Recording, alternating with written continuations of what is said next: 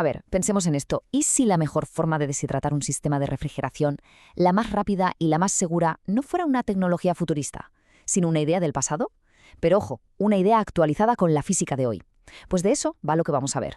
Vamos a meternos de lleno en un método que la verdad está cambiando las reglas del juego porque combina la sabiduría de la vieja escuela con una comprensión muy profunda de la termodinámica. Y todo empieza justo aquí, con una lección que pasa de un padre a un hijo. Álvaro Espinosa Silvera, que es el creador del protocolo MDD, nos cuenta que este secreto en realidad no es nuevo. Los técnicos de antes ya intuían que existía una especie de zona mágica de presión donde la humedad simplemente se evaporaba sin problemas, sin convertirse en hielo. Y esa idea es de hecho el corazón de todo lo que vamos a explicar. Así que, antes de saltar a la ciencia pura y dura, vamos a darles un mérito a esa intuición.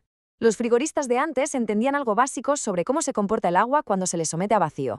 Una verdad que, a veces, con tanta prisa por conseguir vacíos súper bajos, pues se nos ha podido olvidar. Vale, vamos a comparar.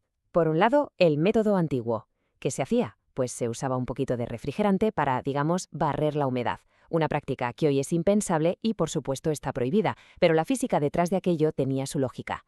Y ahora, por otro lado, el protocolo MDD, la lógica es exactamente la misma, usar un gas para empujar los contaminantes hacia afuera. La gran diferencia, y es una diferencia crucial, es que en lugar de un refrigerante que contamina, usamos nitrógeno seco y limpio. O sea, no es que se reinvente la rueda, pero sí que se le ponen los neumáticos correctos para el siglo XXI.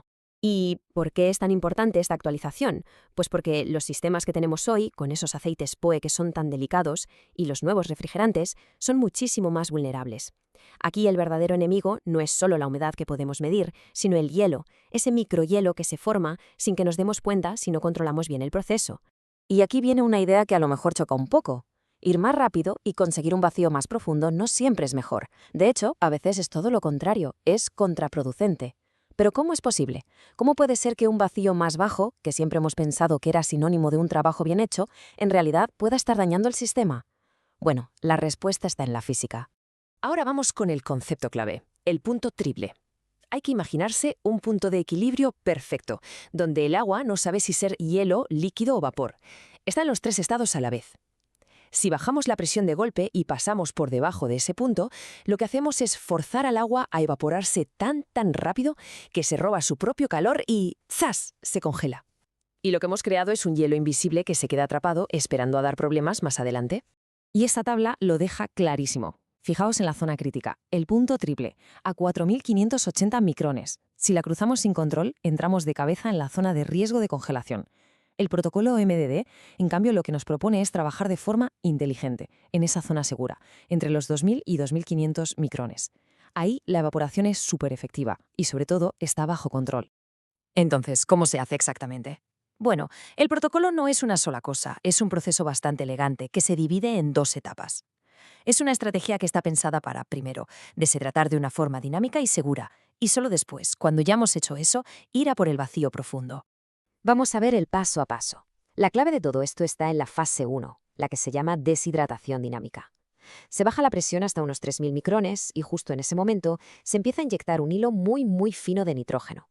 Esto lo que hace es crear un equilibrio dinámico, una corriente, que se mantiene durante un tiempo para barrer toda la humedad. Solo cuando estamos seguros de que la humedad se ha ido, cerramos el nitrógeno y pasamos a la fase 2, que ya es el vacío profundo de toda la vida, para quitar los gases no condensables que puedan quedar. Y ese hilo de nitrógeno, esa es la magia de todo el sistema. No se trata solo de meter gas y ya.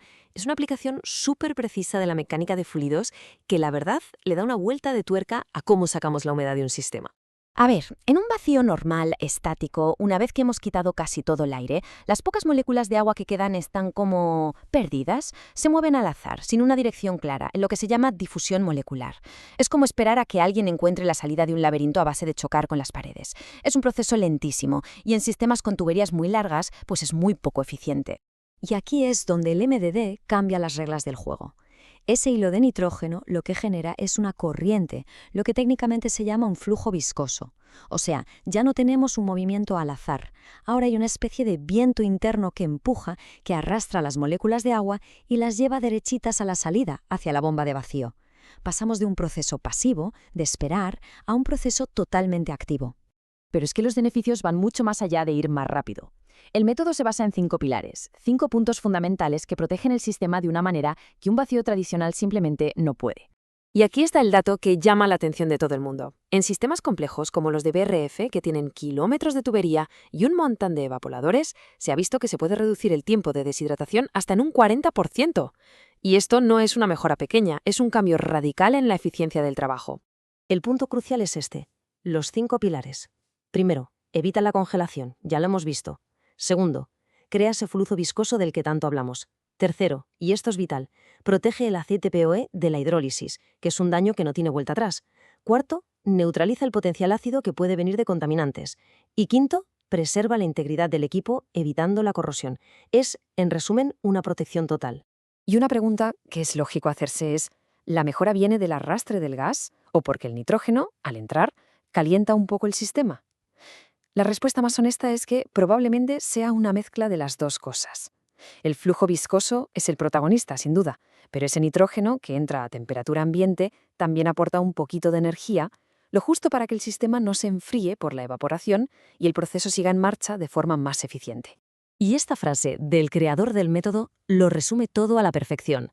El MDD no es magia, no intenta ir en contra de las leyes de la física. Todo lo contrario, las entiende tan bien que las usa a su favor para optimizar el proceso, para hacerlo más inteligente y eficiente. Se trata de trabajar con la naturaleza, no en su contra. Así que, con todo esto sobre la mesa, la pregunta final es inevitable. Viendo cómo entender un poco mejor la física de fluidos y la termodinámica puede mejorar tantísimo una tarea tan básica, pues quizás sí que ha llegado el momento de revisar nuestra caja de herramientas y preguntarnos si no estamos dejando que la costumbre nos impida trabajar de una forma más segura, más rápida y sobre todo mucho más inteligente.